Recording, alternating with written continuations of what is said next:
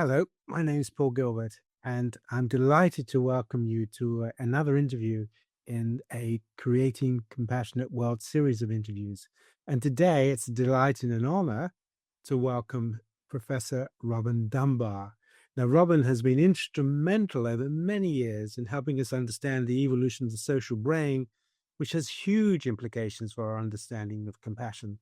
And so today we're going to be engaged in a discussion about that. But before I do, let me just tell you a little bit about him. So Robin is Emeritus Professor of Evolutionary Psychology at the University of Oxford. He's a Fellow of Magdalen College and an elected Fellow of the British Academy, the Royal Anthropological Institute, the Finnish Academy of Science and Letters, and Hungarian Academy of Science. So he belongs to quite a few Academy of Sciences. His principal research interests focus on the evolution of sociality, with particular reference to primates and humans.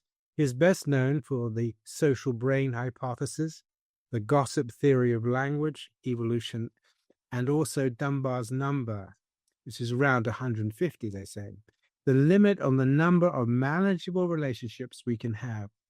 His publications include 34 authored and edited books and more than 600 journal articles and book chapters. He has a number of popular science books that include The Trouble with Science, Grooming, Gossip, and the Evolution of Language, The Science of Love and Betrayal, Human Evolution, Evolution, What Everyone Needs to Know, Friends, Understanding the Power of Our Most Important Relationships, How Religion Evolved, and the Social Brain. There's also The Psychology of Successful Groups, which I think we will be looking at as we go through our interview. Okay, so let me just share a couple of his books that I want to talk in general. In 1988, I was very influenced by this book of his on primate social systems because I was interested in the link between caring behavior and hierarchical behavior. We did a lot of work on the hierarchical model of depression. And it's a very influential book for me, this book. But then he has done a lot of very academic studies. This is a wonderful edited book that came out in 2007. He had over 50 experts really addressing the issue of evolutionary psychology. That's the book on grooming gossip. And the idea here is that language gradually took over from grooming as cementing bonds, and language enables communication of information that benefits the reciprocity of relating. So the language really had a fundamental impact on the development of social bonds. And then we had the book on human evolution. And Robin points out that actually for the past 12,000 years, we've been the only species that have kind of made it. There have been other potential species of humans, but we're the one that's sort of come through. And partly we came through because we've had this fantastic development of a social brain and our ability to support and help each other. Other books are really quite important, friendships. And this is important because we also now know that these close relationships, friendships, have fundamental physiological impacts. And indeed, relationships can have such a powerful impact that loneliness now, the physiology of loneliness, may be more detrimental to health than even moderate smoking. This is a lovely book called How Religion Evolved. It looks at the different types of religion rooted in deity-based religions, but also the more mystical religions related in experience. And this is The Social Brain. This is the most recent book. And in this book, Robin and his colleagues look at the implications for the social brain and the fact that we're evolved to relate to relatively small numbers of people, the impact that that has on leadership and the importance of leadership in the modern world, particularly how we manage larger organizations, relationship in larger organizations. So welcome, Robin. And as I say, thank you so much for joining us on our, Creating Compassionate World series. So let me just start off by saying that you obviously are one of the major contributors to our understanding of the evolution of the social brain. So how did you get into all of that? And what have you concluded from your studies on the social brain? I think the answer to the first part of that question is completely by accident. We're going back about 30 years now, and various people had proposed the idea that primates have big brains because they live in complicated social systems. This is Dick Byrne, Andy Whiten, principally. And I just happened to be looking at late one night, looking at a rather trivial problem, namely, why do monkeys and apes spend so much time grooming each other? And it just occurred to me that since the idea of grooming was social bonding, that given that was the case, the bigger the group a species lived in, the more time it spent grooming, it ought to correlate with the size of their brain as well. So I dug out some brain data and put that into the analysis, and sure enough, there's correlation between group size and brain size. And that effectively was the first quantitative evidence for the social brain, I guess, demonstrated that it actually did exist as such. And then some might claim I've spent 30 years since then trying to prove it by finding more and more evidence. And I should add, unpacking it in enormous detail. Fantastic. I mean, I suppose one of the interesting points, isn't it, that this movement of the social brain has had huge implications for a whole range of physiological systems that facilitate our ability to, as you say, make friends and to be influenced by friendships and so forth. So that's also been quite an important contributor that you've made about the importance of the physiological aspects of social relating.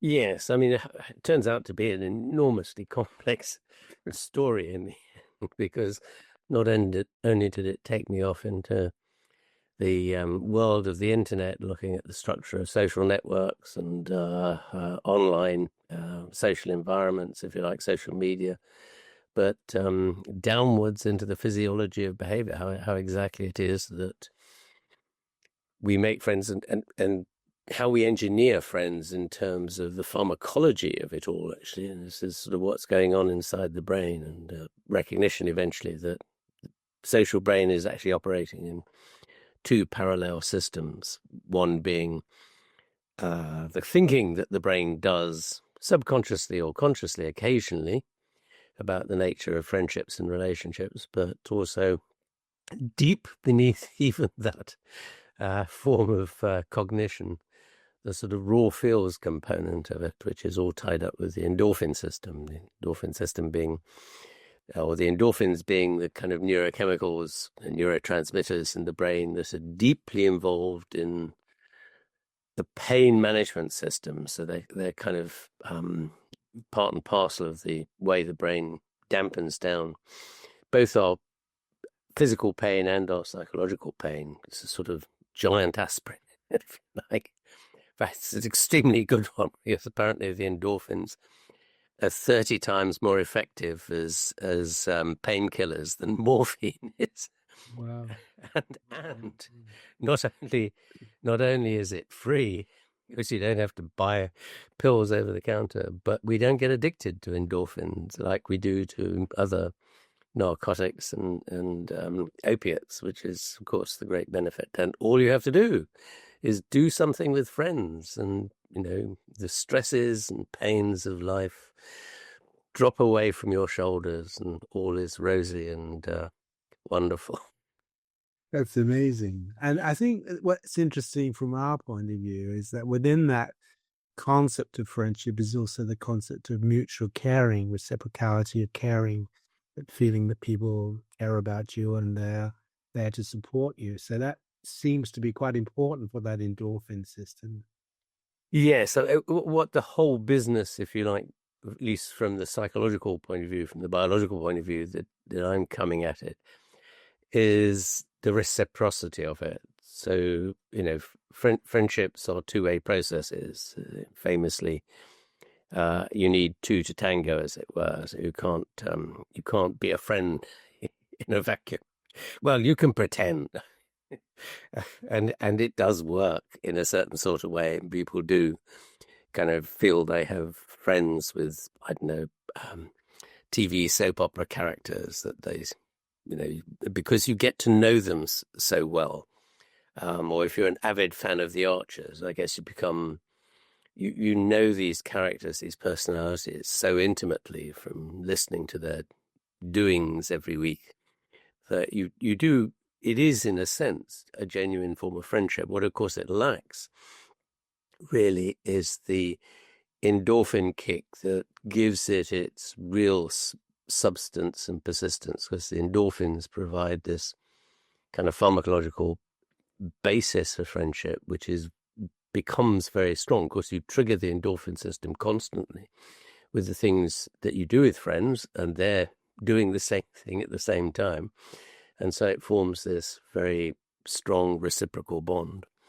And, not just with one person, it can be with a group of people. So it is, in that sense, it's what seems to be important is doing stuff with others. I mean, anything else is a bit like, I don't know, pumping iron in the gym.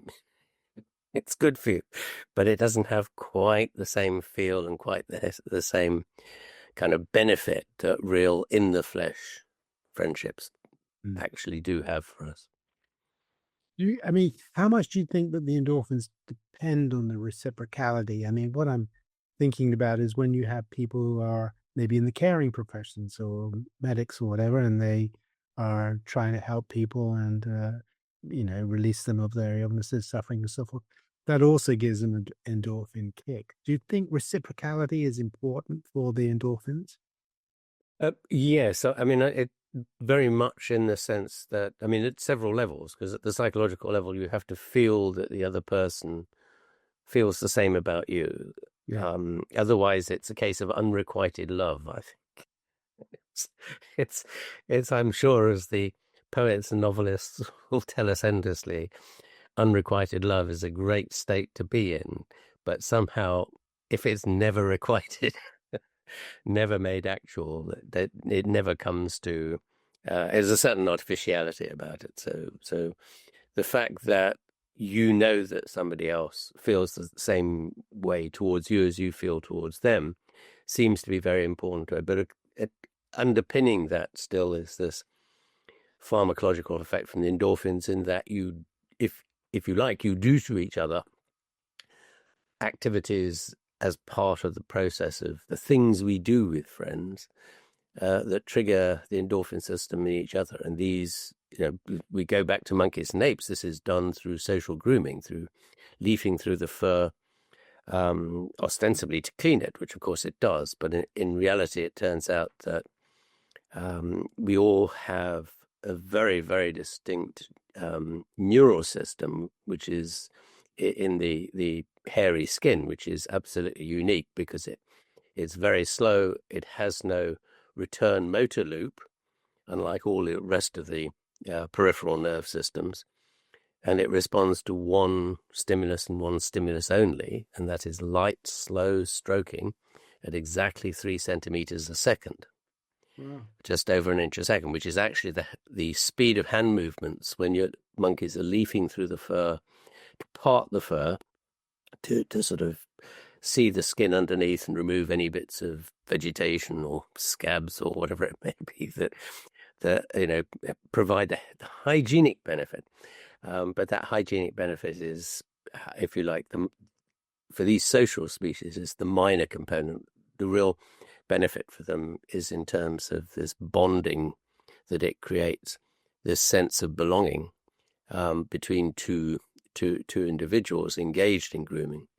Now, the thing is, only the recipient of grooming actions gets the endorphin hit, so you have to keep swapping about so that both of you do it, which is exactly what monkey snakes do. And of course, we, for better or for worse, lack all this furry stuff around our bodies, with the exception of this little patch on the top of the head, of course.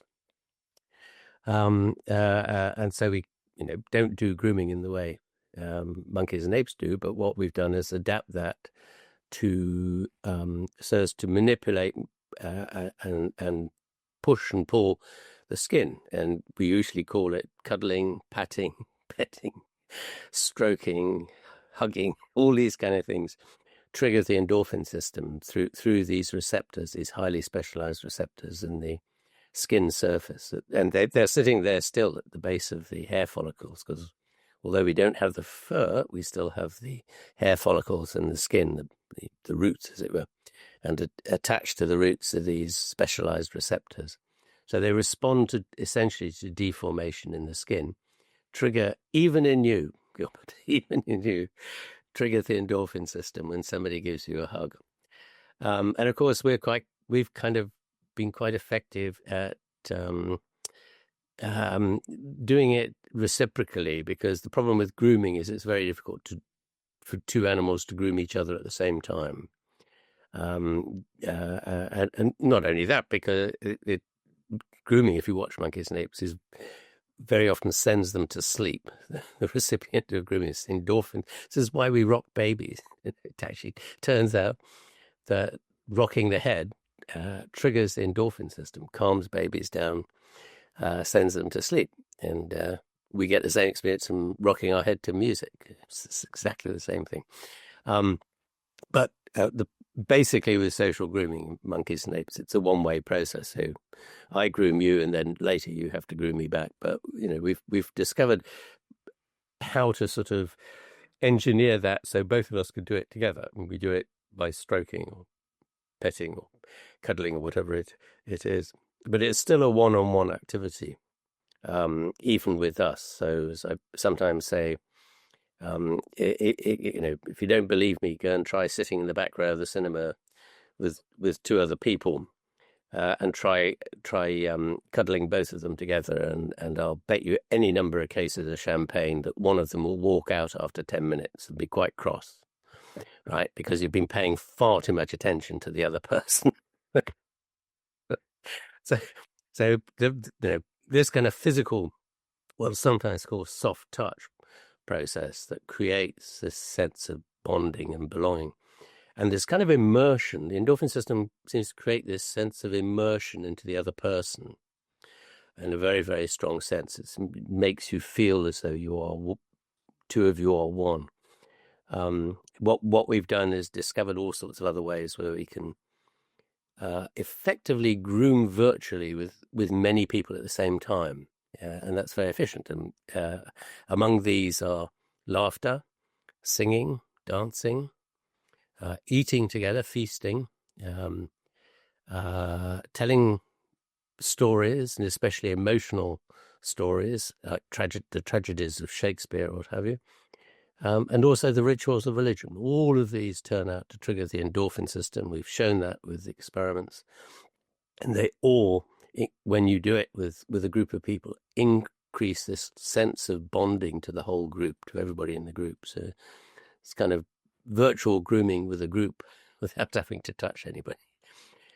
So, this is, and I always refer to those activities as our social toolkit, because they allow us they're what we constantly use in the formation of friendships, but also they scale up extremely well. And some of them scale up unbelievably well. With singing, we've shown that singing with a group of 200 people is even more effective in elevating the endorphin system in the brain and the sense of belonging and bonding than, say, singing with just 20 people. Wow, that's amazing. Singing with two is boring. Because then you have to listen to each other. Yes. All right. Okay, that's amazing. I mean, that's such an important point, because I know in your book on language and gossip, you talk a lot about how language and the communication and how we communicate emotional meaning to each other through language is so important for the process of bonding. So not just speech, but the use of language and communicating our feelings and needs and wishes. Yes, I mean, originally, when I came up with that idea, which was, also 30 years ago, it was based on the assumption that what language did was supplement grooming, didn't replace grooming, but it supplemented it, and therefore allowed us to, because I was very conscious that grooming was very much one-on-one, and you couldn't groom with lots of individuals at the same time, and that therefore put a limit on the size of group that social group you could bond, as it were. And the dilemma was, well, how had humans managed to break through that limitation to have the kinds of large groups, social groups that we have? And my original thought, well, it's just language. We use language to tell each other what's going on in the social network. You can keep up with Auntie Jemima's activities and, cousin Elfrida's new baby and all these kind of things, because we can tell each other. Because the problem monkeys have is, if it's out of sight, it's out of mind. They don't know about it, So being as social groups, social relationships are in constant dynamic churn. People are forever falling out with each other, making up with other people and finding new friends. The network is never stable. So you need to know what's going on. And therefore language would provide that channel of communication, which would allow you to be kept in the loop, as it were. But I've sort of changed my mind. That's true, but I've kind of changed my mind a little bit on the original function of it. I think it was actually storytelling, sitting around the campfire telling stories in the evening. And here's a very interesting thing, because we clearly find activities of this kind, these kind of social activities, when they're done in the semi-dark, not the complete dark, maybe, but certainly not in blinding sunshine, but the sort of the darkness as you would have, or the semi-darkness as you would have sitting around the campfire. Somehow it ramps up the effect dramatically. So the feelings you get from engaging in these social activities like laughter, singing, dancing, storytelling, eating together, are much greater if you do them in the evening than if you do them, say, at lunchtime. And I think it's because at one particular point of crisis in the course of our evolution, we basically ran out of time. And the only way we could create time was create a little bit of daytime in the evening by sitting around fires. Of course, there's nothing much you can do. You're sitting around the glowing embers of flickering flames of a Neolithic, Paleolithic fire. I mean, how long does dinner take to eat? It takes longer to cook than it takes to eat. What do you do the rest of the time? Because it's too dark and the lighting is too inconsistent as the fire burns up and dies down, for you to do fancy stuff like needlework or chipping stone tools, whatever. Well, much the best thing you can do, which is very easy, is tell stories, because that doesn't matter if it's the semi-dark. And I think it's that we still have this sense that kind of semi-dark environment just makes somehow the whole process of storytelling and joke telling and all these other things, singing together, much more engaging and immersive if we do it in those kind of evening conditions than if we do it in daylight. That's a sort of hangover from our deep ancestry, as it were. But it's just kind of interesting reflection. Why do we find the evening the right time to do all these kinds of things, which in general we do. You might go and I might take you out for a business lunch, but if we were going to meet for a chat and a catch up, having not seen each other for 20 years or whatever it is, well, we do it in the evening. Or if you're going to have friends around for a kind of dinner party, you do it in the evening rather than the lunchtime. Lunchtime is, when you entertain grandma. And it's a one-way process. You're not going to get much out of it. Do you think that's to do with the time of day, the availability of the predators around and that sort of thing, which bound you during the period of potential danger? Not so much. I think it's just a time budgeting problem, because then this very much comes out of our attempts to model the time budgets of all our kind of ancestors, as it were, ancestor species, on the basis of primate time budgets. That as you get bigger and you need more food, and as you get a bigger brain, which is very, very expensive, and as your social group gets bigger, which means you have to engage in much more social interaction to engineer the sort of coordination and integration and cohesion of the group, eventually you just run out of time. And we think basically our lineage ran out of time with at the end of the Australopithecine phase. So the sort of first, whatever it was, 4 million years of human evolution away from the great ape line, when we were essentially two-legged chimpanzees, not to be too fussy about the details. And we had relatively, well, group sizes probably of about the same size as chimpanzees. We could just about manage to fit everything in, because what you've got to worry about is, have you got enough time to go collecting your food? Have you got enough time for traveling between feeding sites? And because we live in the tropics, the tropics imposes a kind of siesta on everybody. I mean, literally everybody, all animals go to sleep in the middle of the day in the tropics. And so do humans, of course. That's where the siestas come from. And, you have this dead time. You can't use it for anything else. It's too hot to engage in social interaction, grooming, and so on. And the Australopithecine time budgets were fine. But once our brain size and our group size started to increase beyond that, beginning about 2 million years ago, it started to push the limits. And I think it really became problematic, because quite literally we ran out of time.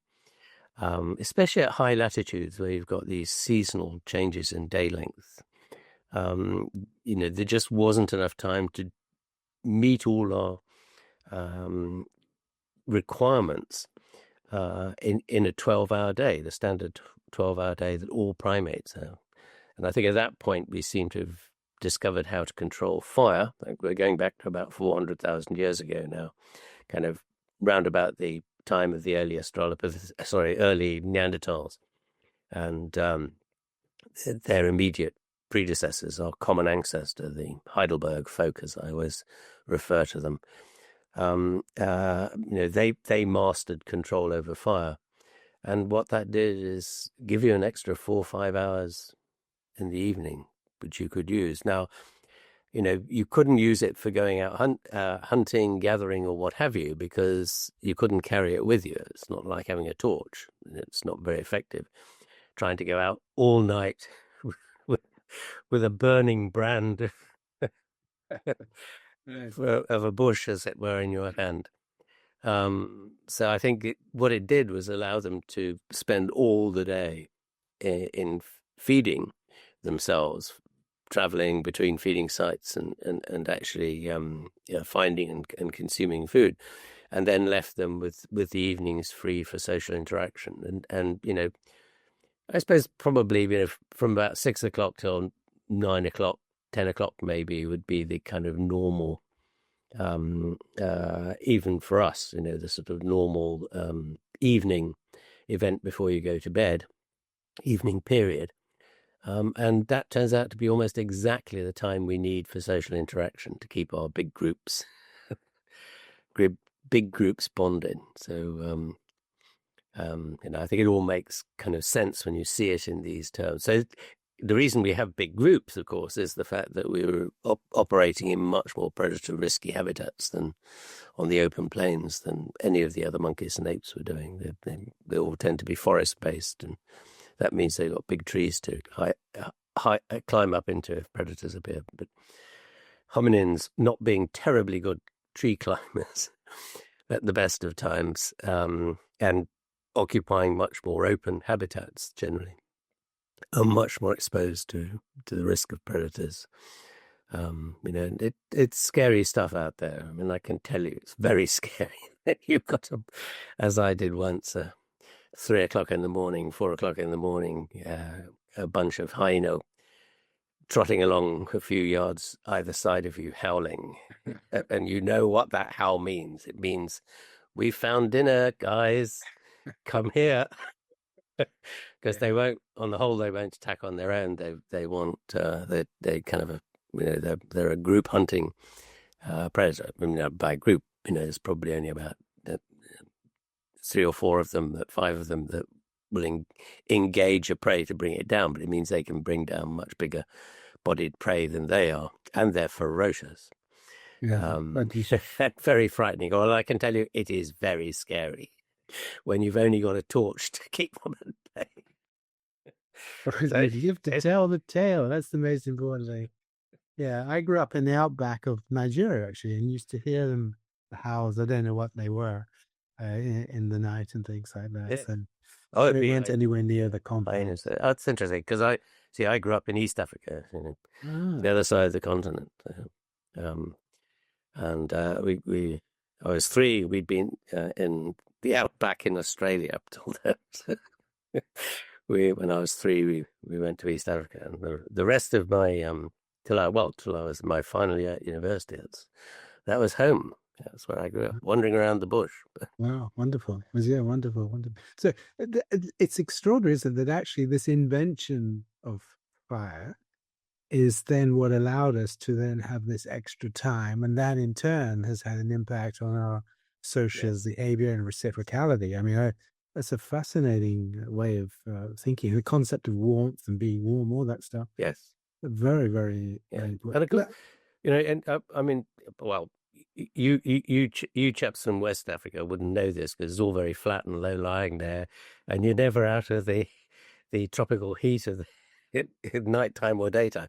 But in East Africa, which of course is the if you like, the ancestral homeland for our lineage, East Africa doesn't have this big, flat, wide open flat plain. It has a very narrow coastal plain, and then it rises very quickly. And a lot of the land is well over 1,000 feet in altitude, and you don't have to go up terribly far in altitude for it to become rather cold at night. It can be very, very hot in the daytime, but you can be down, sort of at nighttime temperatures around dawn, close to zero very often.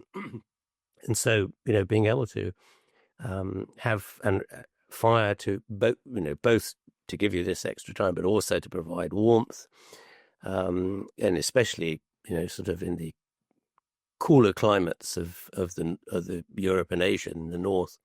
Once we'd expanded up there.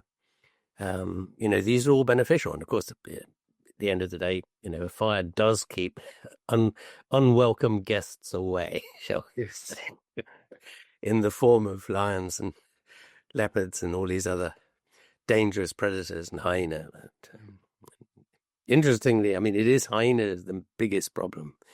I think it certainly is for baboons. It's much, they're prone to predation by lion and leopard and hyena, but it's hyena that are the seriously dangerous ones. You don't want to be caught out on foot on the flat ground, away from trees at night with hyena. Yes. Oh dear. That's very, very scary thought indeed. Can I bring you now to this theme about caring behavior? So we've been talking Yes. a lot about reciprocality and so on and so on. But for us, there are 4 basic dimensions of caring. There's the rescuing behavior. I mean, even ants do that for each other. And then there's the attachment system, obviously. And then there's the caring of the sick, and you speak and stuff. And there's also reputation. That one of the things that seems to have been important for the shift from the primate hierarchy to a more egalitarian is that reputation was based on sharing. That does Yes. seem to be quite an important shift as opposed to controlling and being dominant guy and all that. So that seems to have been part of this reciprocality that you talk about, this interest in sharing rather than controlling and holding. Yes. Well, I think actually the biggest problem, if you look at the whole of mammalian evolution, never mind the primates, where it all just gets worse, but the biggest problem that mammals have faced in the course of their social evolution is how to keep groups together, because there are tremendous pressures on groups which cause them to break apart, as it were. I mean, some of them are physiological, just as a result of the stresses of living together, as it were. Some of them are just organizational, and you can think of it as, well, I always think of it as the line dancing problem. How many people can you have in a line dance and have the two ends still in time? So if you're thinking of a group of monkeys or ancestral humans even walking through the bush looking for food, foraging, it's difficult to keep a group, in one place and make sure they all get to the same pub at lunchtime or sleeping tree in the evening. So these kind of natural forces, as it were, create this strong centrifugal dispersal force, and all, if you want to live in groups for protection against predators, which is the main reason for living in groups in mammals, and indeed birds actually, then you need some way of overcoming that. You need some sort of gravitational forces which will pull everybody back together again. And that becomes more and more problematic as you live in bigger and bigger groups. And then in humans, we did this really weird thing. I mean, I think this is largely now why hunter-gatherers live in dispersed social systems. So their community, which is typically sort of 100 to 200 people, only comes together as a whole community once in a while for some big celebratory event or other, marriage ceremonies or puberty rituals or what have you. The rest of the time, they're in little camping groups, foraging groups of maybe 30 to 50 people. And I think the reason for that is you get any more people in the group and things just start to become fractures. People just start falling out with each other and getting grumpy. And, is that Gilbert? He never shares his hunk of antelope leg. We've seen him eating it before he gets back to camp. All these kind of things. And, this sense of equality is part and parcel of this capacity to hold large groups together. If we don't, if people break those kind of social rules, it just introduces frictions that add to this pressure for the group to disperse. So we've had to, I think, find ways. Mammals have had to do this all the way through. Primates have had to do this through their social evolution because they're evolving bigger and bigger social groups through time, as it were. But humans have really suffered from this big time because they made this serious mistake 8,000 years ago, roughly, of deciding to live in villages instead of being nomads. And that meant you tended to end up with the entire clan of 100 to 200 people initially, all living in very confined spaces. And if you like, the big problem we had to contend with was how to stop everybody murdering everybody else, quite literally. And we're very inventive, and I think we did a pretty good job at developing lots of ways of doing that. One of those was the rituals of religion and so on, but creating, sort of social institutions that allow us to dampen down fractiousness and hold the peace, and allow or encourage everybody to do the decent thing.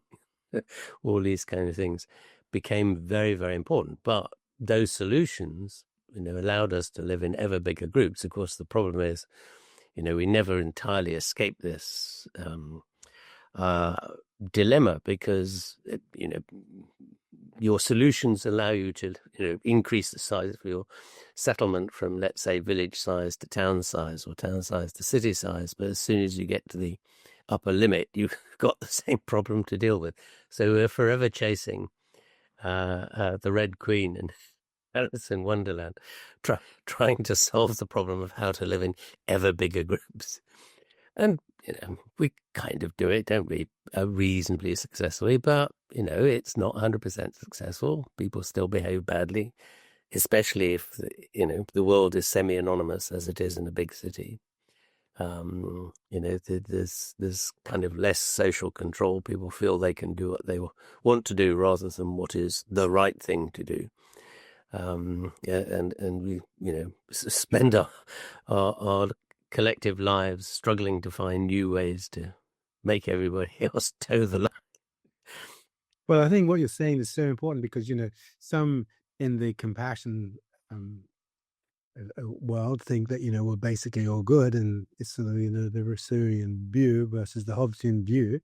But actually, I think what your work tells us very clearly is that, yes, in certain contexts where there is an opportunity for reciprocality in relatively small stuff, but when the group size gets bigger, and then you do need ways in which you can confine envious attacking and all that sort of thing, the desire to control more than others and get status and power and buy other people to support you.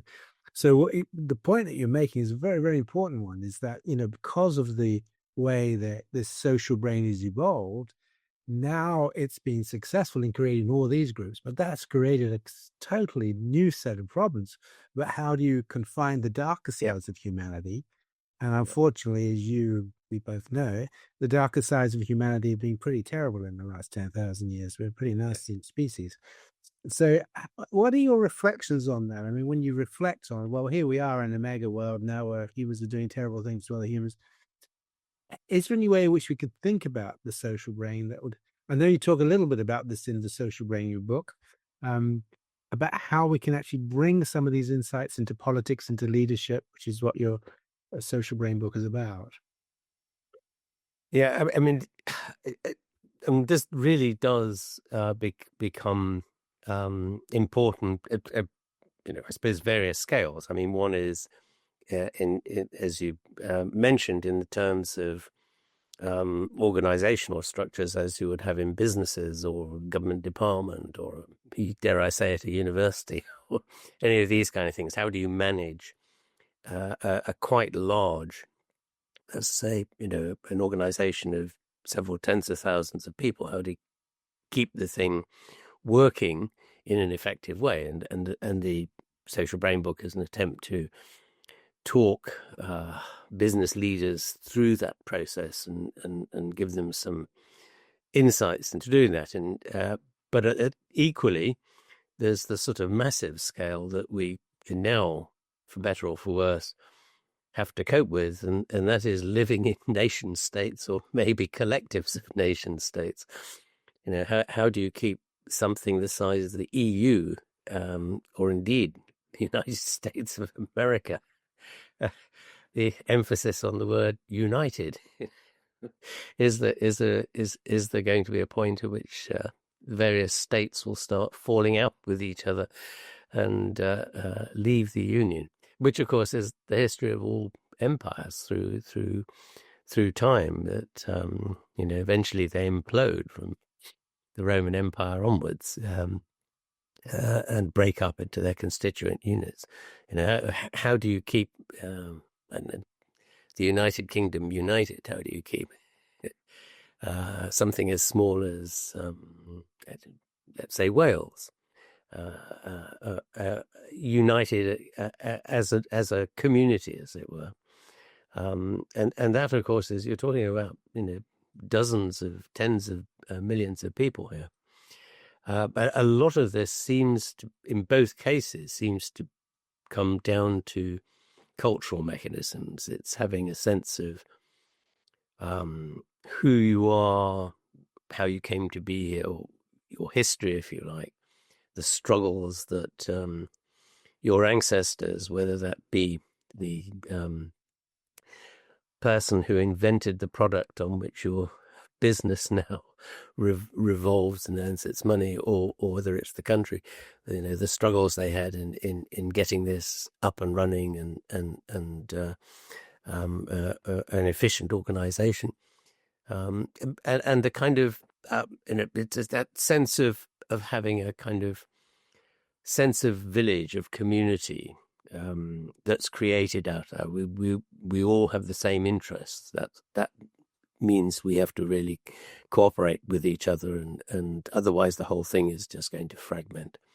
And of course, that's facing this massive uphill problem created by innate selfishness.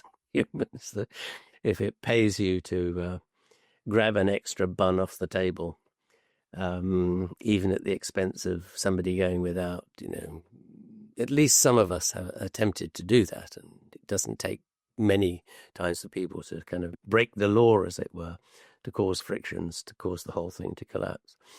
But there are lots of, so there's a cultural element in the sense of storytelling that seems to be important in creating a sense of unity. And you see it, I think it's well illustrated. Well, it's very familiar in terms of things like our national anthems and our flags and our, sort of institutions, as it were.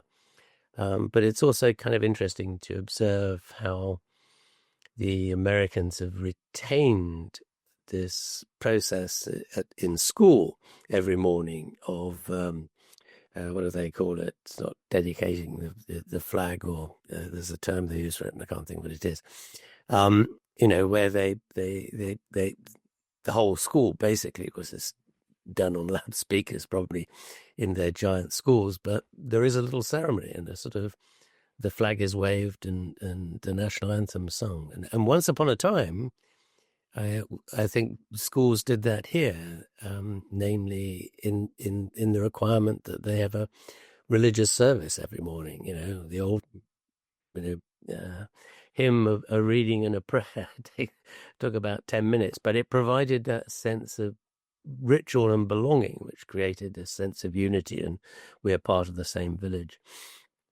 And of course, the activities that are spawned off that at the scale of the nation state, in the sense of international competitions, football or cricket or whatever it may be, but also the sort of great moments of national celebration, whether they be funerals or crownings or weddings and the like, all become part of the fabric of creating this sense of belonging and bonding.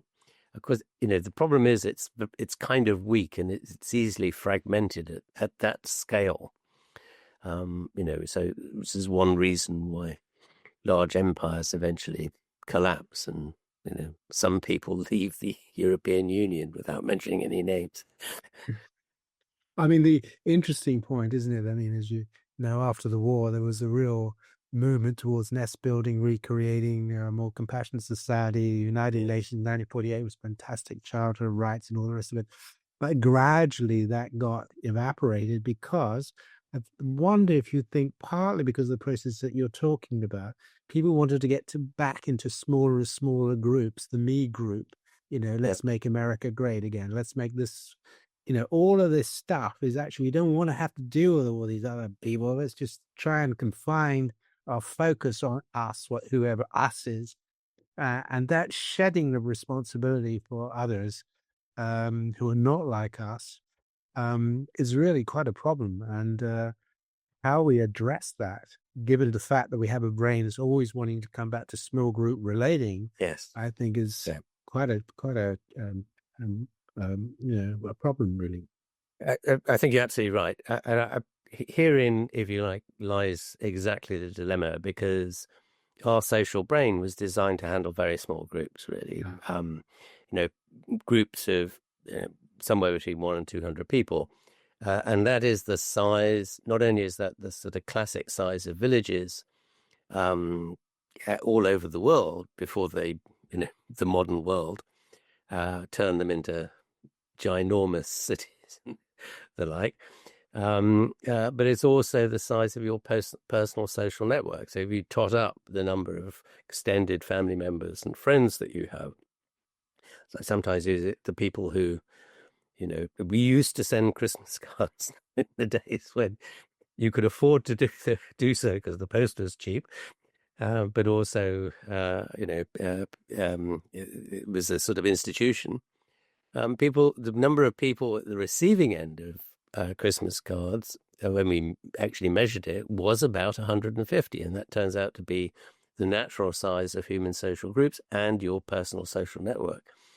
And we're much more comfortable in that sort of level grouping. As I say, we've been very, very good at increasing the scale of that to allow cooperation between neighboring communities, leading historically into things like the creation of tribes, where you're marked out as a member of a tribe by cultural institutions. In effect, do we all know the same fairy tales? Do we all know the same histories? Do we speak the same language? Do we have the same hairstyles? Do we wear the same kind of clothing? All these kind of things are used to demarcate members of a tribe. And a tribe is only somewhere between 1,000 and 2,000 people, but it's primarily a linguistic unit. It's people that speak the same language in small scale societies. And that works, and we've worked it very efficiently, but it is exploiting these kind of much weaker forms of bonding and to create a sense of obligation, really, to members of your community.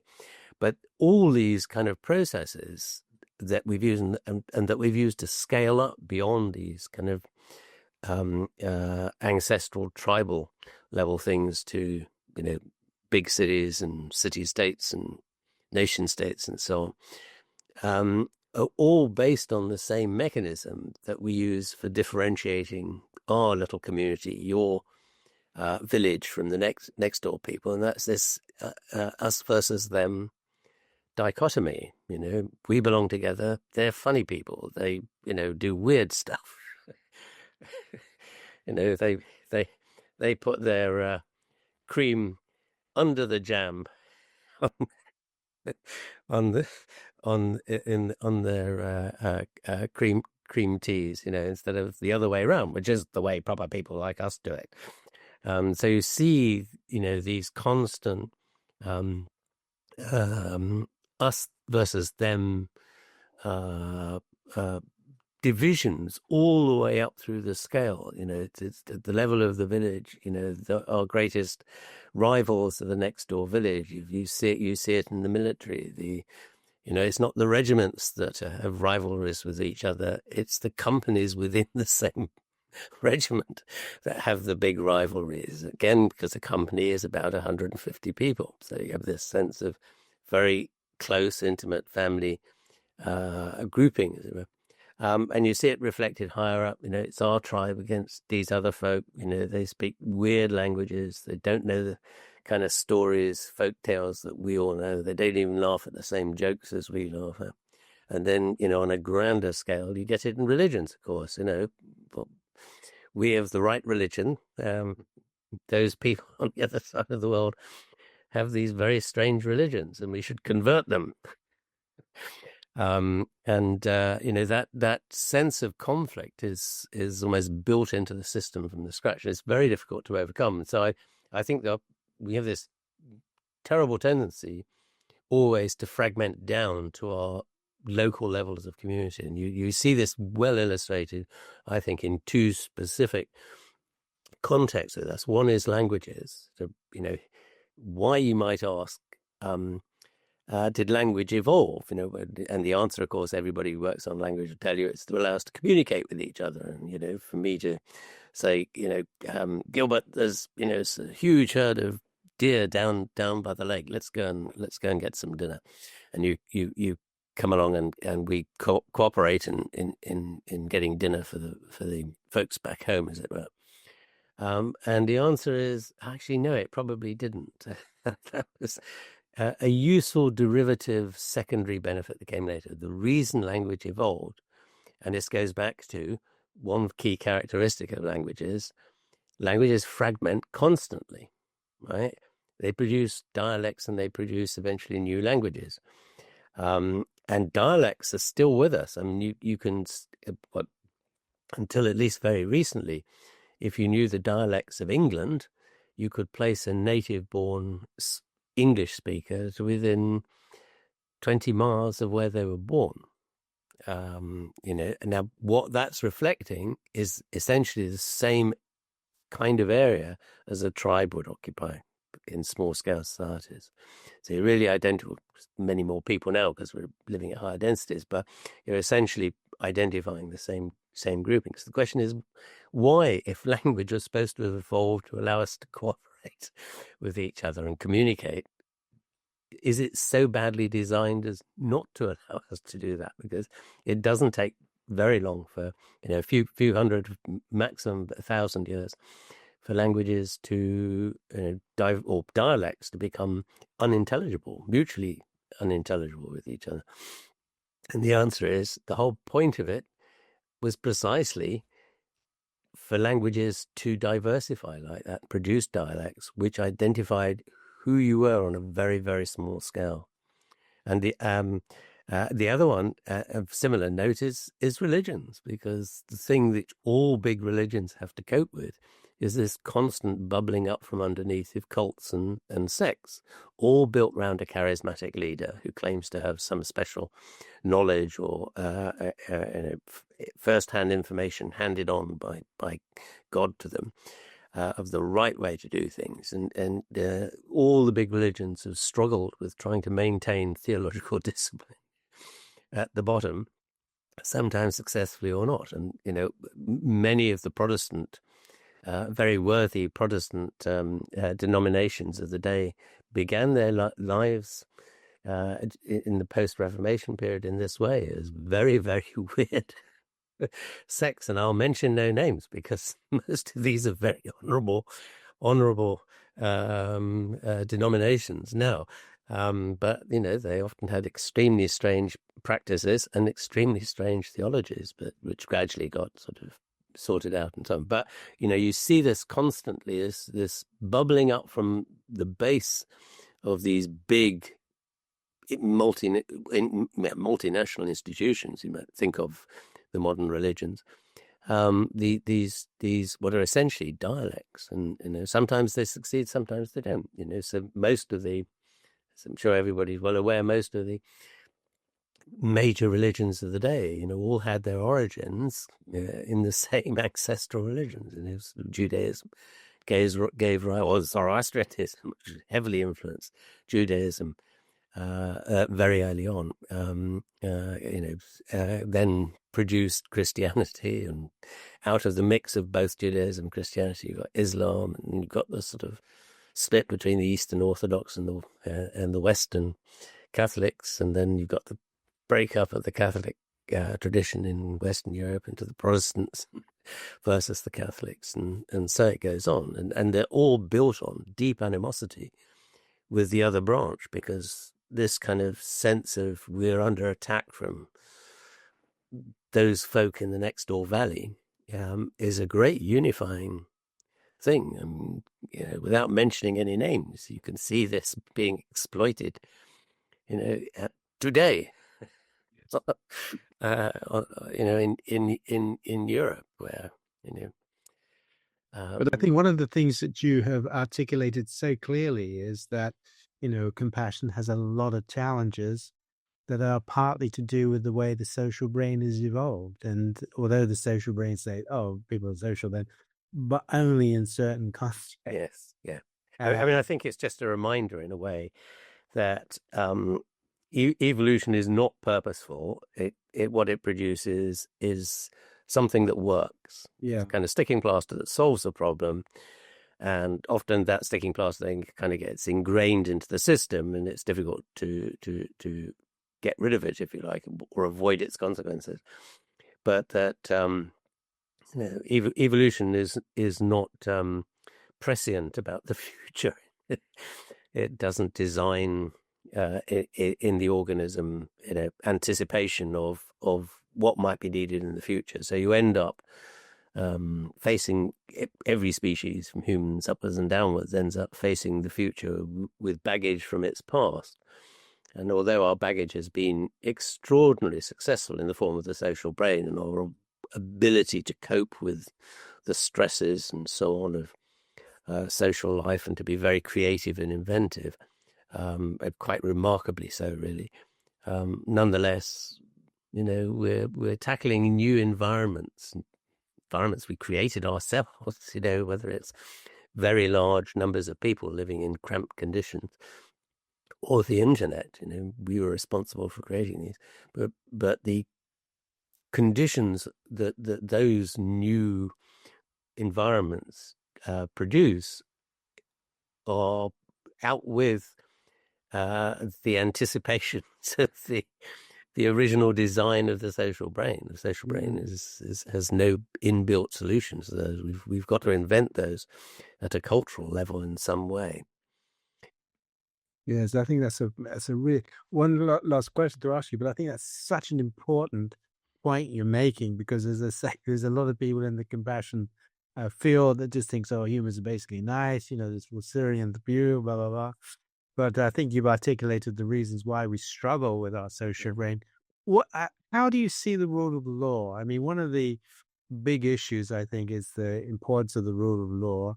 And one of the problems of the United Nations, as you know, is that it has not really been able to maintain. It's got some wonderful ideas, but it hasn't actually got any enforcement power. Yes. I mean, do you think that is a key thing we need to really be thinking about the rule of law in our international politics and leadership and so on? The short answer is we'd all be much better off without the rule of law, in the sense that we behaved ourselves out of obligation to other people. That would be nice. That would be nice. Without being told and made to behave nicely.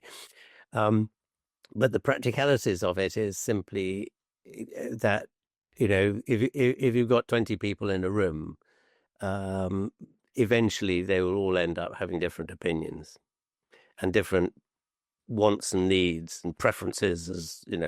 I suppose it's back to the old system. You gather a small group of half a dozen friends together and, what shall we do this evening? And then there's a big argument that goes on, and somebody's very grumpy at the end of it because they didn't get to do what they wanted to do. Right? So that problem gets just writ larger and larger and larger as the organization gets bigger.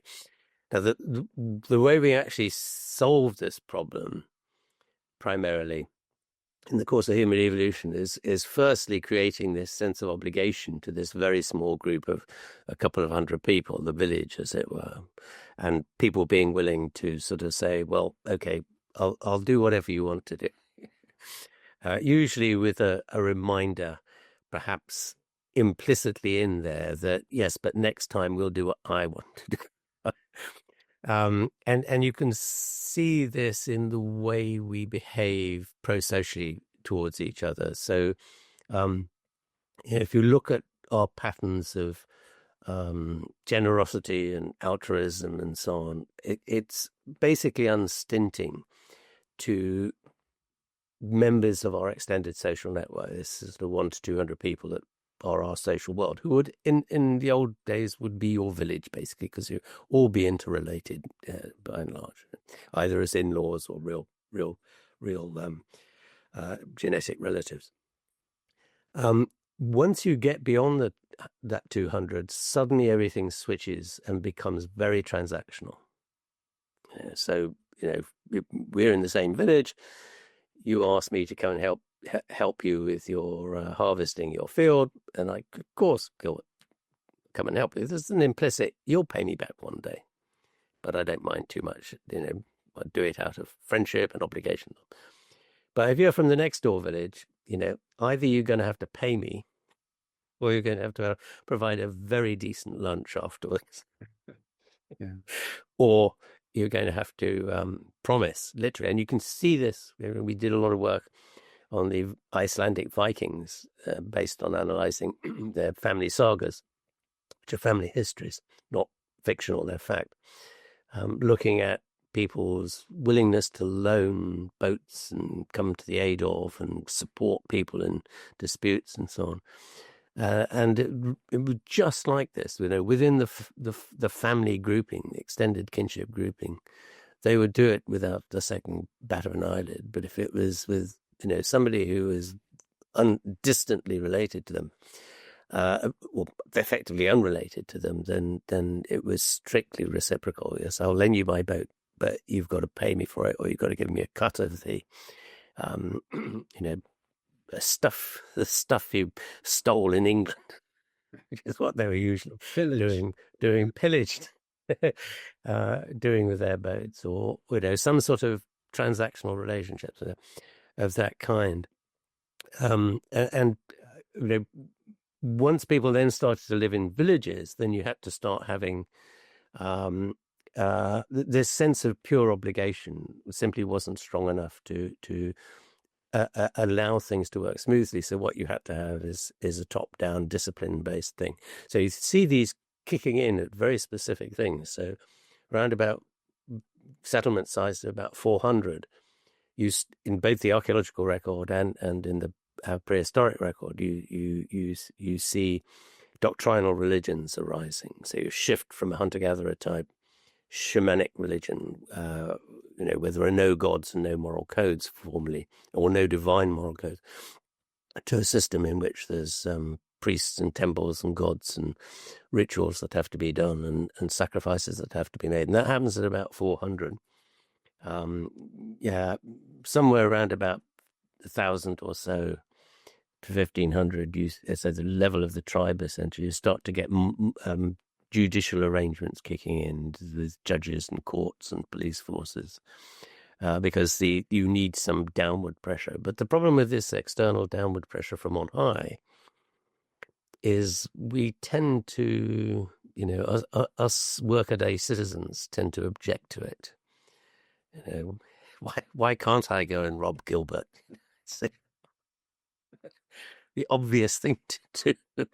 It would cause a lot of friction if I did. So, collectively we say, no, we'll have these legal systems in formal legal systems in place where, Gilbert can take me to court for misbehaving or stealing his, tractor or whatever it was that I've run off with. But they require bigger and bigger police forces, and they're still start becoming, as the community size increases, bigger and bigger police forces, but it becomes less and less satisfactory.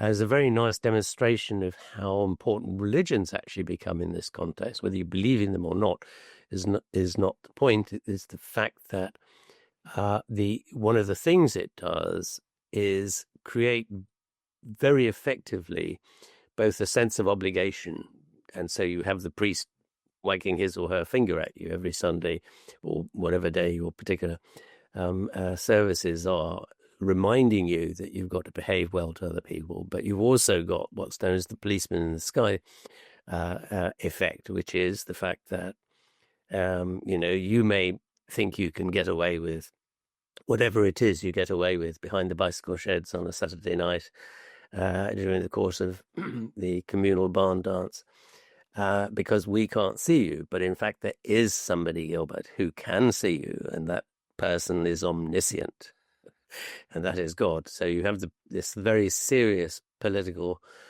force hovering over you who can send you to eternal damnation. It's not just sort of the trivial punishments meted out by secular courts.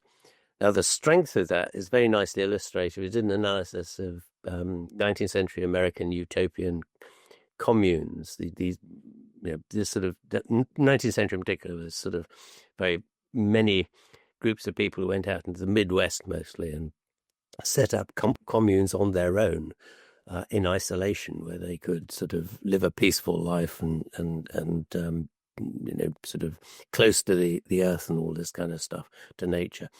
And it's very striking that some of them are religious in foundation, and a lot of those be familiar to people, the Shakers, the Mormons, et cetera, et cetera, et cetera, because most of them are still around. The other half, who are all secular, had no religious component to them.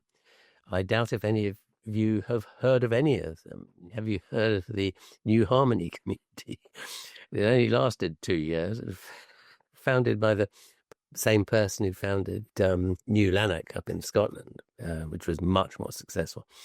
But I mean, all these secular ones, their average lifespan duration was 10 years, and they typically had their starting size, and indeed the most successful size for them to start at in terms of longevity was 50 people, whereas the religious communes had a starting size, an optimal starting size of 150 people, so 3 times bigger, and they lasted 7 times longer. The average duration was 70 years, and I think the reason the secular ones collapsed is people just fell into disagreement too much with each other, and usually at some point the founder ran off with the commune's money, and probably some of the wives as well, is what usually happened. And the whole thing just broke apart. They're sort of a bit like hippie communes of the 60s. They functioned okay while the charismatic leader was alive, and as soon as the charismatic leader died or did a runner, the whole thing fell apart. Whereas somehow religiously based ones managed to maintain continuity. And I think it was because the top-down effect of the policeman in the sky effect was so much stronger. And you had to make sacrifices to join those kind of communities, because you had to give up things usually. In fact, the number of things you had to give up also correlated with how long the commune lasted.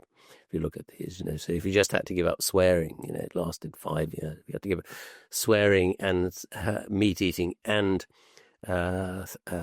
stealing from others, it lasted 50 years. And the ones that lasted best required you to give up sex as well, which I think is not a matter of morality, because usually it exempted the charismatic leader who was allowed to have sex with anybody. But what it did was prevent families having children. Because what happens once you've got children in a small community, it forces a conflict of interest. So your kids do something to my kids while they're playing, and I get all huffy with them, give them a clip round the ear or whatever it is, and then you get all huffy with me for disciplining your children, who are obviously perfect. Yeah. And you end up with enormous conflicts, and you just see that constantly. And it's what moral philosophers refer to as moral partiality.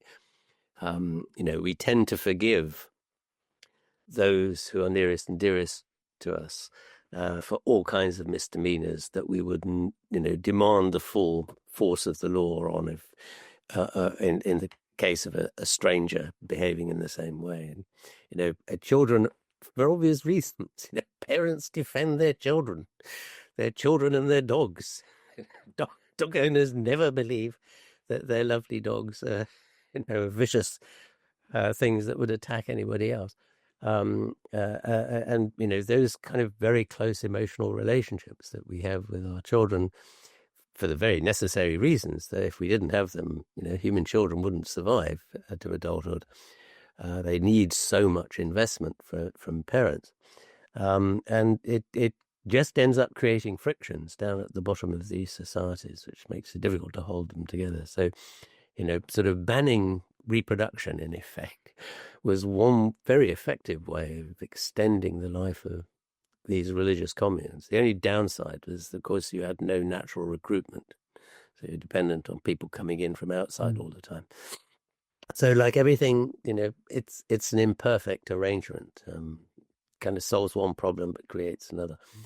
But, it's interesting to look at these cases as they've happened and see why they've been successful and where they failed. And, can we learn from these kind of experiences to put together something which is a bit more effective? But, and it's clear that, unfortunately, for better or for worse, once you have large-scale societies, you just have to have a police force. And the question is, how draconian do you make it? The more draconian it is, it does reduce the amount of bad behavior, but it tends to be less pleasant place to be in. Yes. And because we do, the other point which you haven't spoken about, but as we must come to the end now, is how we control some of these leaders that get into these positions of power and then wreak absolute havoc on their communities. Yeah. The ideal solution, of course, is a benign dictator who has everybody's interests at heart, everybody else's interests at heart, not just, lining their own pockets or their family's pockets. But that's a very tough act. I mean, there have been cases in the history of the world. It's rare. But it is extremely rare. And it's you're always teetering on the edge of a very sharp precipice of falling into, sort of very unbenign dictatorships where the whole thing breaks down completely. And of course, then, very often it seems, one consequence of that is that dictators, sort of set about the people next door in order to protect their own interests. That's right. And I mean, the other problem we've got at the moment is, because we're doing some work with the EU on compassion, is how do you deal with hatred, post-conflict hatreds? Yes. Anyway, look, it's been a delight. I've taken up too much of your time, but it's been an absolute delight. And I think you've really clarified a lot of issues about the social brain and what a challenge the social brain is. It's great in some ways, but actually it's given us a lot of problems in other ways. And we can see some of the seeds of human conflict in the way in which our brains have evolved. So that's been absolutely wonderful. I don't know if anything you'd like to say in the wrap up or... No, only thank you very much for inviting me. It's been a great pleasure.